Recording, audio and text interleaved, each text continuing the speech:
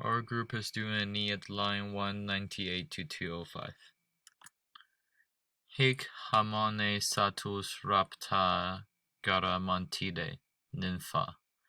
Tempra Iovi centum latis emania regnis.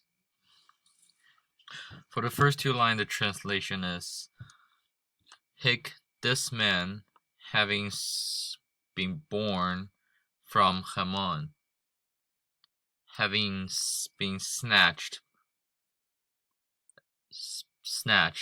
by a Garamantian nymph, and he placed 100 huge temples for Juno in the wide country. And here Haman is talking about Jupiter, and the Garamantians were the Africans. Cantam ares pasvi virgilum quae sacra vorat ignam. Excubias davam alternas pacudumque coure. So this is translated to 100 altars. Pasvi goes to the line that Ken translated. And he consecrated watchful fires. So the watchful fires, it suggests by the ever-burning fire on the hearth of Vesta in Rome, according to Page. And then eternal century of the gods, and with the blood of an animal. So the blood, it is used especially in connections with sacrifice, according to Austin. So now we have Pingue solet varis Florentia limina certis, isqua mens animet rumora census amaro. So first, when translating, I went to the line above to connect it all to pecudumque cruore, cruore meaning blood, and pecudumque from the genitive meaning and of animals. So I tied this to pingue solum, solum meaning the soil, and then pingue being like rich with. So in total, that part would mean, and the soil was rich with the blood of animals. And here I supplied erat, so it meant then the soil was rich rather than just the soil rich. So now I go to et varis Florentia limina certis, which of course means, and the thresholds blooming with varied garlands.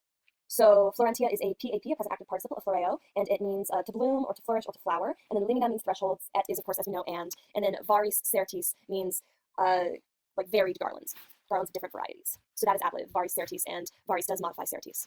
And then in the next line, we have isqua mens animet remora census amaro. So there are three elisions here, one between isque and amens, one between animi and et, and then another between remore and census. So this means, and he, raging, amens also being a PAP in the same way that Florentia was in the line before it. So, and he, raging, in mind being enemy, and then we go to et acensus, so, and having been inflamed, and then we go to rumore amaro, by the unpleasant rumor. As you can see, rumore amaro is an ablative of means. He is inflamed by means of the unpleasant rumor.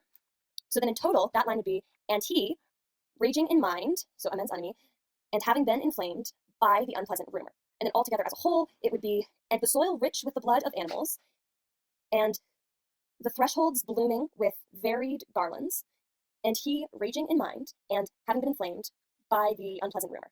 Thank you so much.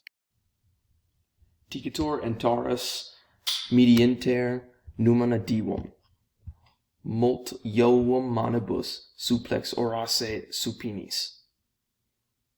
Dicator here is a personal construction, more specifically an impersonal passive, which is translated as he is said to have asked. Ante aures is before the altars. Media inter numina divum, among divine presences, meaning that he is in Ammon's temple amongst the images of gods.